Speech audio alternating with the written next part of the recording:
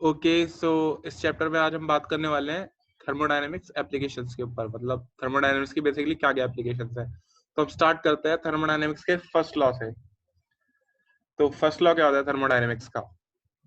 Basically first law thermodynamics का energy conservation से derive हुआ है, जो बोलता है कि internal energy of a system, change in internal energy of system is equal to heat given to the system plus the work done by the system.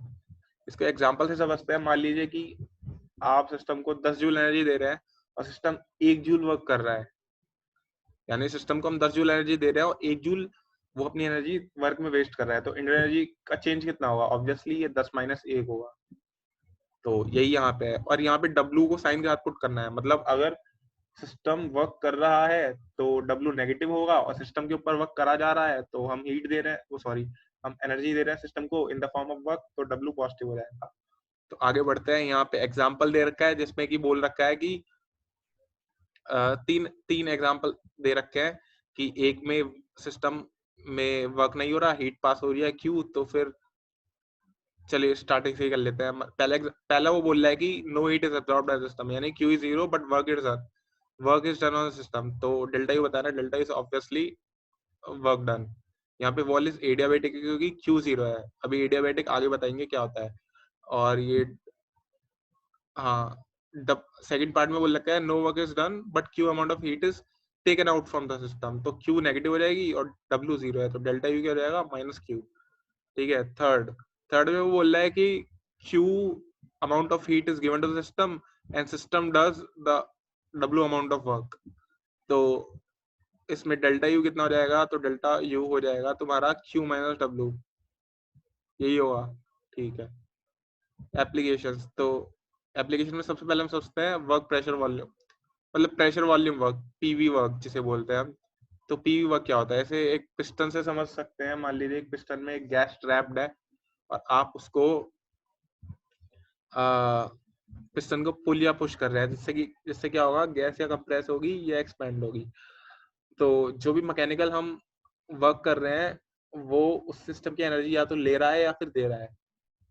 तो ये होता है। इसकी डेरिवेशन देख लेते हैं। वर्क मतलब इसको डिराइव कैसे करेंगे? तो मान लीजिए वर्क क्या होता है? Basically force into displacement. तो सिस्टम पे जो आपका फोर्स लग रही है वो एक्सटर्नली लग रही है, और वो कितना लग रहा है? Minus P external into area. ठीक है।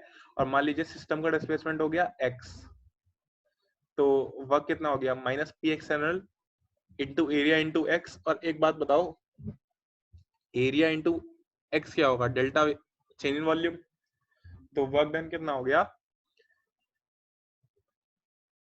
वर्क डन हो गया minus P external into change in volume.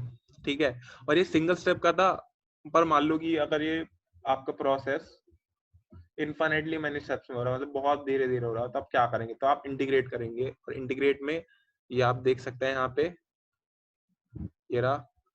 Integration का फॉर्मूला है कि इनिशियल वॉल्यूम से फाइनल वॉल्यूम तक इंटीग्रेट कर देना पे एक्सटर्नल इनटू डीवी को विद माइनस साइन।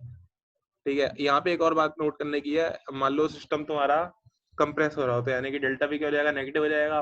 और बाहर एक नेगेटिव पहले से ही है, तो पॉजिटिव, यानी वर्क पॉजिटिव, यानी कि हमने सिस्टम पे वर्क किया ताकि तभी तो कंप्रेस हुआ वो। और मान लो डेल्टा भी तुम्हारा पॉजिटिव है, यानी कि सिस्टम एक्सपेंड कर रहा है, और यानी कि वर्क नेगेटिव होगा, यानी कि सिस्टम वर्क कर रहा है और एनर्जी दे रहा है, ये सब। ठीक है। ये यहाँ पे इन्होंने ये स्लाइड थोड़ी गड़बड़ हो गई, पर यहाँ पे बता रहा हूँ क्या कर रखा है इन्होंने। इंटीग्रेट कर रखा है इन्होंने जब तुम्हारा टेम्परेचर कांस्टेंट रहे, तो P को तुम तब क्या लिखोगे? nRT बाय V और dV। तो एक बात बताओ, जब टेम्परेचर कांस्टेंट है तो nRT बाहर आ जाएगा और dV बाय V इंटीग्रेट हो जाएगा। तो यहाँ पे जो इक्वेशन आएगी फाइनली आएगी माइनस nRT ln, ये वाली जो इक्वेशन है minus nRT ln BF by VI, और ln को लॉग में कन्वर्ट करोगे तो माइनस 2.303 आ जाएगा। फ्री एक्सपेंशन क्या होता है? फ्री एक्सपेंशन होता है जहाँ पे पी एक्सटर्नल तुम्हारा 0 होता है। पी एक्सटर्नल 0 होता है तो एक बात बताओ, वर्क क्या होगा? वर्क 0 होगा ऑब्वियसली, क्योंकि वर्क का फॉर्मूला क्या होता है? पी एक्सटर्नल टू वी, तो पी एक्सटर्नल 0 वर्क 0 होगा। अच्छा, यहाँ पे एक और चीज नोट करने की है। जब जूल ने एक्सपेरिमेंटली डिटरमाइन किया था कि ऐसे प्रोसेस में जहाँ पे फ्री एक्सपेंशन होता है वहां पे तुम्हारा जो क्यू होता है वो भी 0 होता है, तो जो फर्स्ट लॉ की इक्वेशन है delta equal to Q plus W, देखो वर्क भी जीरो क्यू भी जीरो, यानी कि डेल्टा यू भी जीरो, और डेल्टा यू टेम्परेचर चेंज नहीं हुआ, यानी कि ये प्रोसेस तुम्हारा आइसोथर्मल जैसा था। आइसोथर्मल जैसा मैं इसलिए बोल रहा हूँ क्योंकि ये आइसोथर्मल नहीं था, बस इसमें टेम्परेचर सेम था, ठीक है। तो इसमें टेम्परेचर भी सेम रहता है, हीट भी नहीं ट्रांसफर होती है और वर्क भी नहीं होता है। अब इसमें 3 एग्जांपल दे रखे हैं। For isothermal irreversible change work क्या होगा? आइसोथर्मल इरिवर्सिबल चेंज है यानी कि बहुत जल्दी प्रोसेस हो जाएगा। आप ऐसे मान लो कि ईंट आपने किसी पिस्टन के ऊपर रख दी, बहुत जल्दी मतलब लगभग प्रेशर कांस्टेंट ही रहने वाला है इस प्रोसेस में, क्योंकि बहुत जल्दी हुआ है। तो फिर और क्या होगा? आइसोथर्मल है तो डेल्टा यू तो जीरो होगा, तो Q equal to minus W, और डब्ल्यू का फॉर्मूला पता ही है, माइनस पे भी। तो ये हो गया। और रिवर्सिबल में इंटीग्रेट करते हैं तो, और वहां पे भी, और रिवर्सिबल में इंटीग्रेट करते हैं, और तुम्हारा आइसोथर्मल प्रोसेस तो है ही, यानी कि डेल्टा यू जीरो है, यानी क्यू फिर से माइनस डब्ल्यू, और जो डब्ल्यू का फॉर्मूला था बस वही लगा देंगे यहाँ पे, लॉग वाला। एडियाबेटिक चेंज में क्या होगा? तुम्हारा क्यू भी जीरो, तो डेल्टा यू क्या हो जाएगा? वर्क डन क्यू जीरो, तो delta equal to W plus Q, Q zero, तो ये डब्ल्यू एडियाबेटिक के बराबर हो जाएगा, एंथैल्पी, ठीक है। अब बेसिकली क्या होता है कि जो हमारी थर्मोडायनेमिक्स रिएक्शंस होती हैं, सॉरी क्या बोल रहा हूँ, जो केमिकल रिएक्शंस होती हैं वो तुम्हारे कांस्टेंट वॉल्यूम में तो होती नहीं है, मतलब कुछ होती होंगी, पर मोस्टली जो केमिकल रिएक्शंस होती हैं वो तुम्हारे कांस्टेंट प्रेशर पे होती है। जैसे कि कोई भी रिएक्शन होती है वो हमारे एटमॉस्फेयर में होती है, तो जो एटमॉस्फेयर का प्रेशर तो हमेशा कांस्टेंट रहता है 1 atm, तो यानी कि हमें एक और थर्मोडायनेमिक टर्म इस्तेमाल करने की जरूरत है जिसको हम एंथैल्पी बोलते हैं। तो मान लो कि एक रिएक्शन है, एक थर्मोडायनेमिक प्रोसेस है, वो कांस्टेंट प्रेशर पे हो रहा है, तो इक्वेशन क्या बनेगी? Delta equal to Q P minus P delta V, क्योंकि पी कांस्टेंट है, बाहर आ जाएगा, है कि नहीं? तो यहाँ पे तुम डेल्टा यू को लिखो U two minus U one, और डेल्टा वी को लिखो V two minus one, term को रीअरेंज करो और क्यूपी एक्सप्रेशन बना लो। क्यूपी का जो एक्सप्रेशन बनेगा वो कुछ ऐसा होगा। तो इस चीज को इन्होंने बोल दिया एंथैल्पी, ठीक है। और यहाँ से एंथैल्पी एक नई डेफिनेशन आती है, enthalpy is the amount of heat exchange in a constant pressure, ठीक है।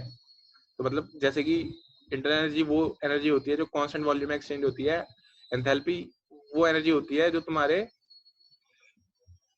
कांस्टेंट प्रेशर पे एक्सचेंज होती है। सॉरी, चेंज इन एंथैल्पी वो एनर्जी होती है जो कांस्टेंट प्रेशर पे एक्सचेंज होती है।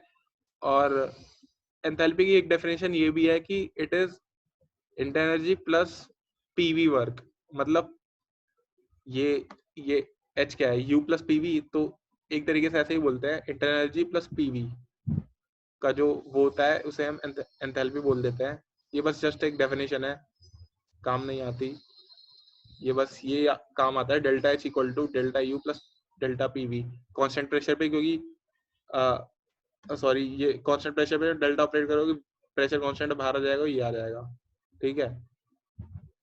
कांस्टेंट वॉल्यूम पे डेल्टा एच और डेल्टा यू बराबर हो जाएंगे, क्यूवी के बराबर हो जाएंगे।